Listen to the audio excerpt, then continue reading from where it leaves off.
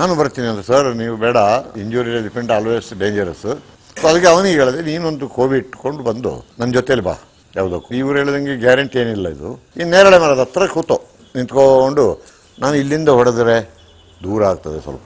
So ಇದು ಆನೆ ಕೆಸರು ಹಾಕ್ಕೊಂಡು ಗಾಯ ಆಗಿತ್ತು ಈ ಕಾದಾಟದಲ್ಲಿ, ಮೈ ತುಂಬ ಗಾಯ ಆಗಿತ್ತು ಕಾದಾಟದಲ್ಲಿ. ನಡೆಯೋಕ್ಕಾಗಲ್ಲ, ಅದು ಓಡೋಕ್ಕಾಗಲ್ಲ, ನಾವು ಇಷ್ಟತ್ರ ಹೋಗಿದ್ದೇವೆ ಅಷ್ಟತ್ರ ಹೋಗಿದ್ದೇವೆ ಅದು ಇದು ಅಂತ. ಸೊ ಹಾಗೆ ಇದು ಅಂತೇಳಿ ಒಂದು ಭಾವನೆ. ಅದನ್ನೇ ಇವರು ತಿಳ್ಕೊಂಡಿದ್ರು. ನೋಡಾಗ ಇವನು ಸರ್ ಮಧ್ಯ ಪಕ್ಕದೆ ನಾನು ಅಂತ ನೀವು ಹೇಳ್ಬಾರ್ದು ಆಗಲೇ ನಾನೇ ತಿಳ್ಕೊಂಡು ಮಾರೇ ಓಡ್ದೆ. ಇವನಿಗೆ ಹೊಸ ಬಲ ಈ DFನಿಗೆ. ಇವನು ಅಂಥೇಳಿ ಅಲ್ಲಿಂದ ಬಂದ. ವಾಟ್ ಯು ಡೂಯಿಂಗ್ ನಾನು ಸುಮ್ಮನೆ ಇರಿ ಸರ್ ಅಂತ ಹೇಳ್ತಾ ಇದ್ದೀನಿ. ಬಂದ್ಬಿಟ್ಟು what you give me the gun ಅಂತ ಹೇಳ್ದ. ದಬಕ್ಕಂತು ತಿರುಗಿದಾಗ ಇವನಿಗೆ ಬಿಕ್ಕಿಡೋದು ಓಡ್ದ. ಇವ ಓಡ್ತಾ ಇದ್ದಾನೆ ಬದು ಮೇಲೆ. ಆನೆ ಹಿಂಗೆ ಬಂತು ನೋಡುವಾಗ ಇನ್ನು ಆಯ್ತು, ಹೆಂಡತಿ ಮಕ್ಕಳ ಮೇಲೆ ಯೋಚನೆ ಮಾಡಿ ಈ ಕಾರ್ಮಾಡು ಬಾಳೆಲೆ ವಿಲೇಜ್ ದಾಟಿ ಗೋಣಿಗೊಪ್ಪಲಿಂದ ಬಾಳೆಲೆಯಿಂದ ಕಾರ್ಮಾಡು, ಅದು ವಿಲೇಜ್ ಬೌಂಡ್ರಿ. ಅದಾದ್ಮೇಲೆ ಒಂದು ಫಾರೆಸ್ಟ್ ಚೆಕ್ ಪೋಸ್ಟ್ ಇದೆ. ಅಲ್ಲಿಂದ ಕಲ್ಲೊಳ ನಾಗರೊಳಗೆ ಹೋಗೋ ರೋಡ್ ಅದು. ಆ ರೋಡಲ್ಲಿ ಮುಂದಕ್ಕೆ ಬಲಗಡೆ ಒಂದು, ಅದಕ್ಕೆ ನಾಣಚಿ ಹಡ್ಲು ಅಂತ ಇಂಥೊಂದು ಹೆಸರು ಇದೆ ಹಡ್ಲಿಗೆ. ದೊಡ್ಡ ಹಡ್ಲು, 15 ಎಕರೆ 20 ಎಕರೆ ಅಷ್ಟು ಓಪನ್ ಹಳೆಯ ಕಾಲದ್ದು ಸೆಟಲ್ಮೆಂಟ್ಸ್ ಇದ್ದದ್ದು ಅದು. ಅವ್ರನ್ನೆಲ್ಲ ಯಾವಾಗ ನಾಗರೊಳೆ ಇದು ಆಯಿತು, ಅವರಿಗೆ ಬೇರೆ ಹೊರಗಡೆ ಜಾಗ ಕೊಟ್ಟು ಅವ್ರನ್ನೆಲ್ಲ ರಿಹ್ಯಾಬಿಲಿಟೇಟ್ ಮಾಡಿದರು ಫಾರೆಸ್ಟ್ ಒಳಗಡೆಯಿಂದ. ಸೊ ಆಗ ಅವರು ಗದ್ದೆ ಮಾಡ್ತಿದ್ದಂಥ ಗದ್ದೆಗಳು ಹಾಗೆ ಅದು ಓಪನ್ ಆಗಿ ಉಳಿದಿತ್ತು.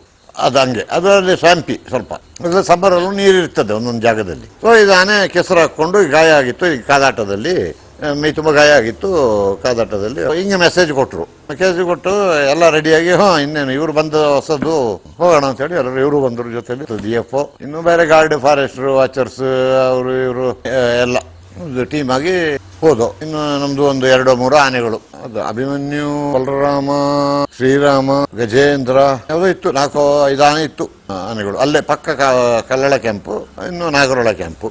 ಆ ಕಡೆಗೆ ಈ ಕಡೆ ಹೆಬ್ಬಾಳ ಆನೆ ಕ್ಯಾಂಪ್ ಅಂತಿತ್ತು. ಅಲ್ಲಿಂದ ಹಿಂಗೆ ಈ ಅಭಿಮನ್ಯು ಆಗ ಕಲ್ಲಳ ಕ್ಯಾಂಪಲ್ಲಿ ಇತ್ತು. ವನವೀರ ಇದೆಲ್ಲ ನಾಗರಹೊಳೆಯಲ್ಲಿ ಇತ್ತು. ಅಲ್ಲಿಂದ ಎಲ್ಲ ಆನೆ ಎಲ್ಲ ಇದು ಮಾಡಿ ಹೋದ. ಬೆಳಿಗ್ಗೆ ಹೋಗಿ ಆ ಹಡ್ಲು ಬಿದ್ರ ಕಾಡು ಅದ್ರ ಮಧ್ಯೆ ಕಾಲ್ದಾರಿಯಲ್ಲೆಲ್ಲ ಹೋಗಿ ಹಡ್ಲಿಗೆ ತಲುಪುವಾಗ ಆ ಕಾಡಾಗಿ ಒಂದು 10 ಅಡಿ ಆದಮೇಲೆ ಒಂದು ನೇರಳೆ ಮರ ಇದೆ, ಸ್ವಲ್ಪ ದಪ್ಪ ಇದೆ. ಅದರ ಸ್ಟಂಪು 2 ಬ್ರಾಂಚ್ ಆಗಿದ್ದು, ಅದರ ಒಂದು ಬ್ರಾಂಚಿನ ಅದು ಒಣಗಿ ಬಿದ್ದೋಗಿದ್ದು, ಕಡಿದಿದ್ದ ಏನೋ. ಇನ್ನೊಂದು ಒಂದಿಷ್ಟು ದಪ್ಪದೊಂದು ಮರ ಇದೆ, ಅದು ಒಂದು ಭಾಗ. 2 ಭಾಗ ಟ್ವಿನ್ ಆಗಿ ಬೆಳೆದದ್ದು. ಒಂದು ಪೋರ್ಷನ್ ಅದು ಕೊಳತು ಬಿದ್ದಿದ್ದು, ಅಲ್ಲ ಕಟ್ಟಾಗಿದ್ದು, ಅಲ್ಲ ಹಳೆ ಕಾಲದಲ್ಲಿ ಸೆಟ್ಲ್ಮೆಂಟ್ ಇದ್ದವ್ರು ಕಡಿದಿದ್ದ ಏನೋ ಗೊತ್ತಿಲ್ಲ. ಒಣಗಿದ ಅರ್ಧ ಪೋರ್ಷನ್, ಒಂದು ಬ್ರಾಂಚ್, ಒಂದು ಸಾಲಿಡ್ ಮರ ಇದೆ. ಸೊ ಅದಕ್ಕೆ ಒಂದು ಹಿಂಗೆ ಆ್ಯಂಗಲಲ್ಲಿ ಒಂದು 20-25 ಅಡಿ 30 ಅಡಿಯಲ್ಲಿ ಒಂದು ಕೆಸರಲ್ಲಿ ಕೆಸರು ಹೆಡ್ಚ್ಕೊಂಡು ಆನೆ ನಿಂತಿದೆ. ಆ ಕಡೆ ಮುಖ ಮಾಡಿಕೊಂಡು, ಆ ಕಡೆ ಓಪನ್ ಬೈಲು, ಈ ಕಡೆ ಓಪನ್ ಬೈಲು. ಅಲ್ಲಿಂದ ಬಿದ್ರ ಕಾಡಿದೆ, ದೊಡ್ಡ ಆನೆ ಟಸ್ಕರ್. ಇನ್ನು ಆ ಕಡೆನೂ ಹಡ್ಲು ಉದ್ದ ಉಂಟು. ಇನ್ನು ಇಲ್ಲಿಂದ ಹೆಚ್ಚಿಗೆ ಮೇಲೆ ಒಂದು ಹೊಳೆವರೆಗೆ ಒಂದು 500 ಮೀಟರು ಉದ್ದ ಉಂಟು, ಓಪನ್, ಎವ್ರಿವೇರ್ ವಿಸಿಬಲ್. ಅದಾದ್ಮೇಲೆ ಎಲ್ಲ ಸುದ್ದು ಬಿದ್ರ ಕಾಡು. ಆಗ ಒಳ್ಳೆ ಬ್ಯಾಂಬು ಇತ್ತು. ಈಗ ಬ್ಯಾಂಬು ಈಗ ತಾನೇ ವಿದರಿಂಗ್ ಎಲ್ಲ ಫ್ಲವರಿಂಗ್ ಆಗಿ ಎಲ್ಲ ಹೋಗಿದಾಗ ಒಳ್ಳೆ ದೊಡ್ಡ ಬ್ಯಾಂಬು ಬುಷಸ್ ಇತ್ತು. ಇಲ್ಲಿ ನನಗೆ ಡಿಫೆಂಡ್ ಮಾಡ್ಕೊಳ್ಳೋಕೆ ಏನಿಲ್ಲ, ಇದೊಂದು ಮರ ಅಷ್ಟೇ. ಹೋಗಿ ಎಲ್ಲ ಔಷಧಿ ಎಲ್ಲ ಆನೆಲ್ಲ ಸೈಜ್ ಎಲ್ಲ ನೋಡಿ ಇದೆಲ್ಲ ಮಾಡಿದೆ. ಇವರು ಈ ವಾಚರ್ಸ್ ಮಾತನ್ನ ನಂಬಿಕೊಂಡಿದ್ರು, DFO IFS.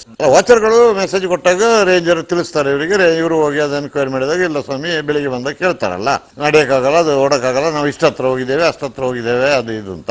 ಸೊ ಹಾಗೆ ಇದು ಅಂತೇಳಿ ಒಂದು ಭಾವನೆ. ಅದನ್ನೇ ಇವರು ತಿಳ್ಕೊಂಡಿದ್ರು. ಬಟ್ ನನಗೆ ಇದು ವಿಷಯ ಗೊತ್ತಿರೋದ್ರಿಂದ ನಾನು ಕೇರ್ಫುಲ್ ಇರಬೇಕಲ್ಲ. ಈಗ ನಾನು ಹೇಳೋನೇ ಕೇಳೋನು ಕಿವಿಡ್ನ ಅಂತ ಹೇಳಿದ ಗಾದೆ ಇದೆ. ಈಗ ನಾನು ಕೇಳೋದು ನಾನು ಮುಟ್ಟಾಳನಾಗಬಾರದು, ಯೋಚನೆ ಮಾಡಿರಬೇಕು. ಎಕ್ಸ್ಪೀರಿಯನ್ಸ್ಡ್ ನನ್ನ ಯೋಚನೆ ಮಾಡಲೇಬೇಕಾಗ್ತದೆ. Injured elephant is always dangerous. ಅಲ್ಲಿ ಹೋಗ್ಬಿಟ್ಟು ಹೇಳಿದೆ, ನಾನು ಬರ್ತೀನಿ ಅಂತ. ಸರ್ ನೀವು ಬೇಡ, ಇಂಜೂರ್ಡ್ ಎಲಿಫೆಂಟ್ ಆಲ್ವೇಸ್ ಡೇಂಜರಸ್, ಯಾರು ಬೇಡ, ನೀವೆಲ್ಲ ಇಲ್ಲೇ ನಿಲ್ಲಿ. ಆ ಬ್ಯಾಂಬು ಕ್ಲಂಪ್ ಎಲ್ಲಿ ಎಂಡ್ ಆಗ್ತದೆ, ಬೈಲ್ ಸ್ಟಾರ್ಟ್ ಆಗ್ತದೆ, ನಿಂತ್ಕೊಳ್ಳಿ. ನಾನು ನೇರಳೆ ಮರಕ್ಕೆ ಹೋಗ್ತೀನಿ. ಫಸ್ಟು ಹೋಗಿ ಔಷಧಿ ಎಲ್ಲ ಲೋಡ್ ಮಾಡ್ಕೊಂಡಿದ್ದೀನಿ. ಔಷಧಿ ಕೋವಿ ಮಾತ್ರ ನನ್ನ ಕೈಲಿದೆ. ಹೋಗಿ ಆನೇನ ಒಂದು ಸತಿ ಅಬ್ಸರ್ವ್ ಮಾಡ್ತೀನಿ. Let me take the decision ಹೇಗೆ ಅಂತ. ಅಕಸ್ಮಾತ್ ಅಲ್ಲಿ ಕೆಸರು ಹೆಂಗಿದೆ, ಅಕಸ್ಮಾತ್ ಅಲ್ಲಿ ನೀರೆಷ್ಟು ನಿಂತಿದೆ, ಅಕಸ್ಮಾತ್ ಅಲ್ಲೇ ಆನೆ ಬಿದ್ದೋಗ್ಬಿಟ್ರು, ಸೊಂಡ್ಲೇನಾದ್ರೂ ನೀರಿಗೆ ಆಗಿಬಿಟ್ರೆ ಅದು ಇಫ್ ಇಟ್ ಸಕ್ಸ್ ವಾಟರ್ ಉಸಿರು ಕಟ್ಟಿ ಹೋಗ್ತದೆ. ಎಲ್ಲ ಪಾಸಿಬಿಲಿಟೀಸ್ ನಾನು ಒಂದು ಸತಿ ಒಂದು 10 ಮಿನಿಟ್ಸ್ ನಾನು ಅಬ್ಸರ್ವ್ ಮಾಡ್ತೀನಿ. ಸರ್ ನೀವೇನು ಸೈಲೆಂಟಾಗಿ ಇಲ್ಲಿ ಇದ್ದು ಬಿಡಿ. ಸೊ ಈ ಎಲ್ಲ ಆ್ಯಂಗ್ಲಲ್ಲಿ ಚಿಂತನೆ ಮಾಡಬೇಕು. ಪ್ಲಸ್ ಇದೊಂದು ಇಂಜೂರ್ಡ್ ಎಲಿಫೆಂಟ್, ಅದು ಓಡೋಕ್ಕಾಗಲ್ಲ, ಅದು ಮೇಲೆ ಬರೋಲ್ಲ, ಅದು ಆ ಕಥೆನೂ ನಂಬಾಗಿಲ್ಲ. I cannot believe, I don't believe, it is dangerous ಅಂತ ಗೊತ್ತು. ಹೋಗಿ ಈ ಮರದ ಹತ್ರ ನಿಂತೆ ಸುಮಾರು ಹೊತ್ತು. ಅದು ಪುನಃ ಕೆಸರು ಚೆಲ್ತಾ ಉಂಟು ಮೇಯಿಗೆ. ಅಲ್ಲಿಂದ ಮೇಲೆ ನೆಲದಲ್ಲಿ ಕ್ರಾಲ್ ಮಾಡ್ಕೊಂಡು ಆನೆಗೆ ಸೈಟ್ ಹೋದೆ. ಆ ಹಡ್ಲದ ಮಧ್ಯೆ ಇದೆ ಈ ಬದು ಅಂತ ಮಾಡ್ತಾರಲ್ಲ ಭತ್ತದ ಗದ್ದೆಗೆ ನಡೆಯೋದಕ್ಕೆ. ಆಗ ಈಗೆಲ್ಲ ಸಣ್ಣ ಸಣ್ಣದು ಮಾಡ್ತಾರೆ ಮಂಡ್ಯ ಸೈಡೆಲ್ಲ. ನಮ್ಮಲ್ಲಿ ಎಲ್ಲ ಆಗ ಬದು ಅಂದರೆ ಅದು ದಪ್ಪಾಗಿರಬೇಕು, ಅಗಲ ಇತ್ತು ಭತ್ತದ ಗದ್ದೆಯಲ್ಲಿ, ಒಂದು ಇಷ್ಟ ಅಗಲ ಇರೋದು. ಆ ದಂಡೆಲೆ ಮೆಲ್ಲ ಕ್ರಾಲ್ ಮಾಡಿದಂಗೆ ಕೋವಿನ ಕೈಲಿ ಹಿಡ್ಕೊಂಡು ಹಂಗೆ ಮೆಲ್ಲ ಹೋಗಿ ಆನೆಗೆ ಸೈಟ್ ಹೋಗಿ ನಿಂತೆ. ಗೊತ್ತಾಯಿತು ಇದಕ್ಕೆ. ಇದು ಕೆಸರು ಇಳಿಸೋದನ್ನ ಬಿಟ್ಟುಬಿಟ್ಟು ಸೊಂಡಿಲನ್ನ ಇದ್ರ ಕೆಳಗಿಂದ ಹಾಕ್ಬಿಟ್ಟು ಸ್ಮೆಲ್ ತೆಗಿತಾ ಉಂಟು ನಂದು. ಆನೆ ವಾಸನೆಯಲ್ಲಿ ಕಂಡುಹಿಡಿತದೆ. ಮತ್ತು ಸೌಂಡು ನಮ್ಮದು ಇವ್ರದ್ದು ಎಲ್ಲ ನಾವು ಬಂದ ಸೌಂಡು ಎಲ್ಲ ಕೇಳಿಸ್ಕೊಂಡಿರ್ತದೆ. ಅದು ವಾಸನೆ ತಗೊಳ್ತಾ ಉಂಟು ನಮ್ಮದು. ಎರಡು ಕಾಲದ ಕೆಳಗೆ ನಾ ಕಾಡ್ತಾ ಇದ್ದೀನಿ, ನೋಡ್ತಾ ಇದ್ದೀನಿ ಅದ್ರ ಟ್ರಂಕ್ ಮೂಮೆಂಟ್ ಏನು, ಕಾಲದ ಮೂಮೆಂಟ್ ಏನು ಎಲ್ಲ ನೋಡ್ತಾ ಇದ್ದೀನಿ. ಒಂದಿದ್ರೆ ಸೊಂಡಿಲು ತೆಗೆದು ಅಂತ ಹೇಳ್ತದೆ, ಇಲ್ಲಾಂದರೆ ಒಂದೇ ಸತಿ ತಿರುಗಿ ನೋಡ್ತದೆ ನಮ್ಮನ್ನ, ಇಲ್ಲ ಅಂದರೆ ಸೈಲೆಂಟಾಗಿ ಅಬ್ಸರ್ವ್ ಮಾಡ್ತದೆ, ಇದೆಲ್ಲ ಮಾಡ್ತದೆ. ಸೊ ಒಂದು 5 ನಿಮಿಷ ನೋಡಿದೆ. ಇದು ಚೆನ್ನಾಗಿ ತೆಗಿತಾ ಉಂಟು. ಇದು ಸೊಂಡಿಲು ಬಿಡ್ತಾ ಇಲ್ಲ, ಕೆಸರಿ ಕೈ ಆಗ್ತಾ ಇಲ್ಲ, ಏನು ಮಾಡ್ತಾ ಇಲ್ಲ. ಇದು ಈಗ ಅಬ್ಸರ್ವ್ ಮಾಡ್ತಾ ಉಂಟು. ಸೊ ಇದು ನಂದು ಆ ಕಾಂಪೌಂಡು ಇಷ್ಟೇ ನಾನು. ಸೊ ಇದು ಓಪನ್ ಕೆಸರು ಗದ್ದೆ, ನನಗೆ ಓಡೋಕ್ಕೂ ಆಗೋದಿಲ್ಲ ಅಷ್ಟು ಕೆಸರು ಗದ್ದೆಯಲ್ಲಿ. ನಾನು ಈ ಬದುವಲ್ಲಿ ಓಡಬೇಕು, ಯಾವುದಕ್ಕೂ ವಾಪಸ್ ಹೋಗ್ತೀನಿ ಅಂತೇಳಿ ವಾಪಸ್ ಬಂದೆ. ವಾಪಸ್ ಬಂದ್ಬಿಟ್ಟು ಈ ನೇರಳೆ ಮರದ ಇವ್ರ ಹತ್ರ ಹೇಳಿದೆ, ಸರ್ ಎಲಿಫೆಂಟ್ ಆಕ್ಟಿವ್ ಇದೆ, ಇವ್ರು ಹೇಳಿದಂಗೆ ಅದು ಓಡೋದಿಲ್ಲ ಗಿಡೋದಿಲ್ಲ ಅಂತೆಲ್ಲ ಹೇಳಲಿಕ್ಕೆ ಆಗೋದಿಲ್ಲ, ಓಡ್ತದೆ ಅದು.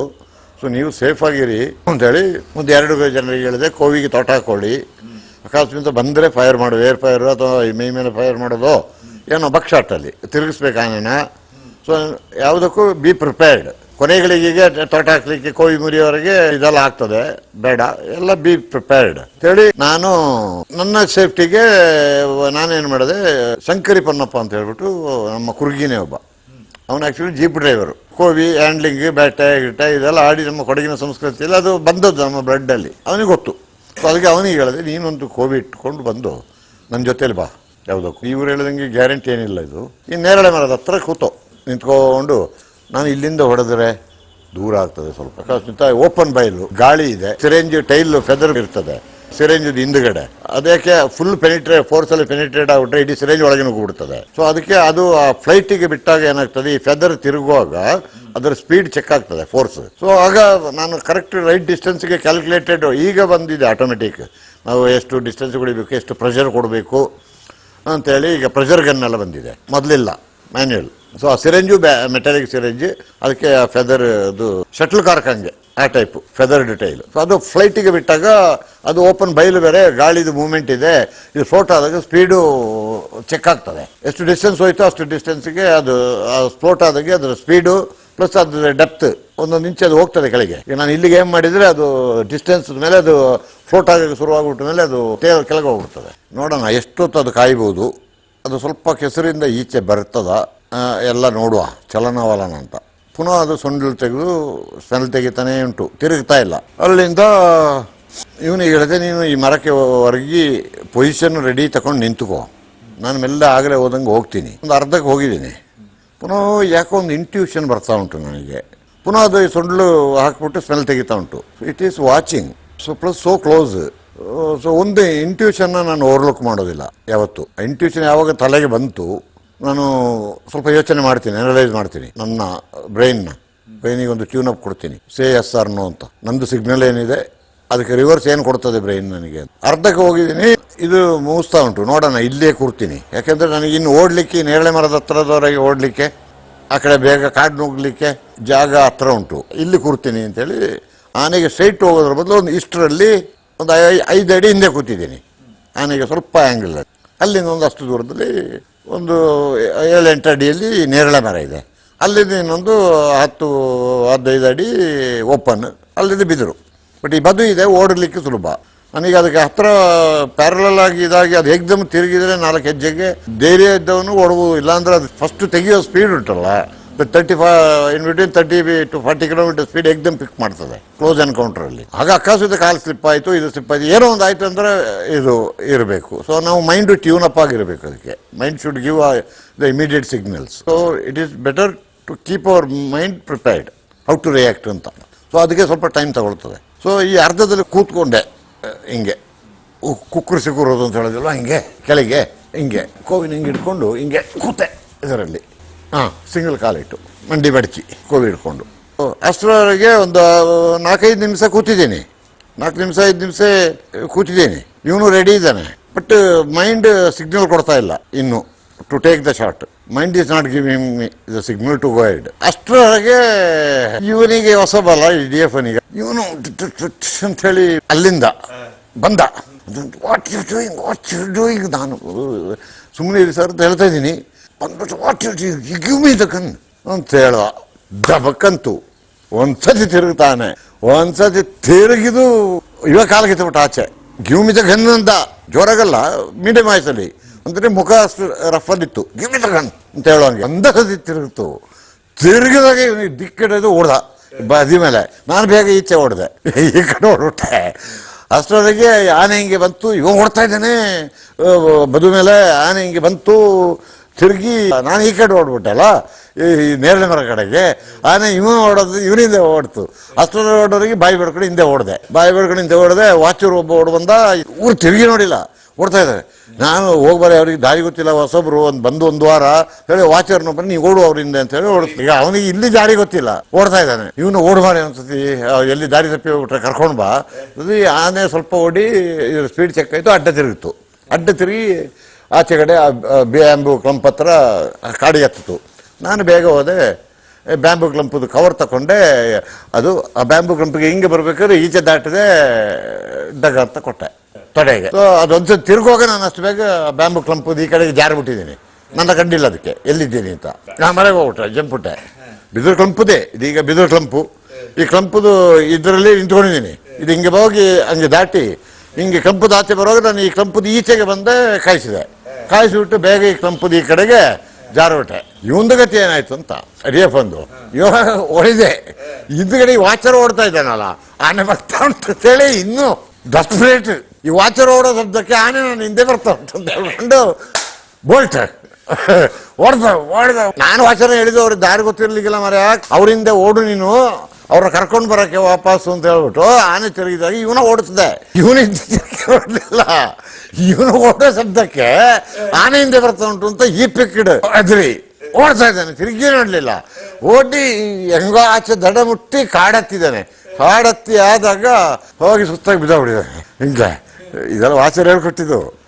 ನೋಡುವಾಗ ಇನ್ನು ಆಯ್ತು, ಹೆಂಡತಿ ಮಕ್ಕಳನ್ನೆಲ್ಲ ಯೋಚನೆ ಮಾಡಿ ತಿರುಗಿ ಇನ್ನು ಕುಂದರಿ ಕೊಲ್ಲಿ, ಇನ್ನು ಓಡೋಗಿಲ್ಲ, ಆಗೋದಿಲ್ಲ ಅಂತ ಹೇಳಿ ಬಿದ್ದೋಗ್ಬಿಟ್ಟಿದ್ದಾನೆ. ನೋಡಾಗ ಇವನು ಸರ್ ಏನಾಯ್ತು ನೋಡ್ತಿ ಮಗನೇ ನಾನು ಅಂತ ನೀವು ಹೇಳ್ಬಾರ್ದು ಆಗಲೇ.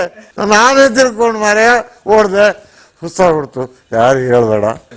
ಎಲ್ಲಿ ಆನೆ ಹೋಯ್ತು? ಇಲ್ಲ ಸಾಹೇಬ್ರು ಹೋದ್ರು ಅದ್ರ ಹಿಂದೆ ಹೇಳಿ. ಇನ್ನು ಅವನು ಸರ್ ಇಲ್ಲಿಂದ ಇನ್ನೊಂದು ಅಷ್ಟೇ ಸರ್, ಒಂದು ಸ್ವಲ್ಪ ಎಷ್ಟು ಒಂದು 500 ಮೀಟ್ರು ಸರ್ EPT. ಅದರದ್ದು ಆಚೆಗಡೆ ರೋಡ್ ಇದೆ ಸರ್, ಒಂದು ಫಾರೆಸ್ಟ್ ಬೌಂಡ್ರಿ.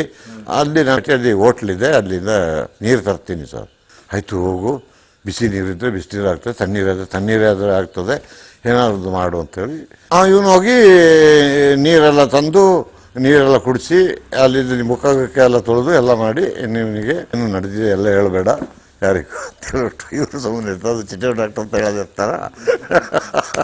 ಬರುವಾಗ ನಾನು ಆನೆ ಮಲಗಿದೆ, ಉಂಡು ಗಿಂಡೆಲ್ಲ ಕ್ಲೀನ್ ಮಾಡ್ತಾ ಇದ್ದೀನಿ. ಡ್ರಿಪ್ಸ್ ಹಾಕ್ಬಿಟ್ಟು ಅದರಲ್ಲಿ ಆ್ಯಂಟಿಬಯೋಟಿಕ್ ಪ್ರೆಸ್ ಮಾಡಿಬಿಟ್ಟು ಒಬ್ಬನ ಡ್ರಿಪ್ ಹಿಡ್ಕೊಂಡಿದ್ದಾರೆ. ಡ್ರಿಪ್ಪು ಇದೆಲ್ಲ ಬಾಕಿ ಸ್ಟಾಫು ಗೂಫ್ ಎಲ್ಲ ಇರ್ತಾರೆ ಇದರಲ್ಲಿ. ನಾನು ಉಂಡು ಕ್ಲೀನ್ ಮಾಡ್ತಾಯಿದ್ದೀನಿ. ಒಂದು ಸರ್ತಿ ತಿರುಗಿ ಮುಖ ನೋಡಿದೆ, ನನಗೆ ಇದೆಲ್ಲ ಗೊತ್ತಿಲ್ಲವಾ.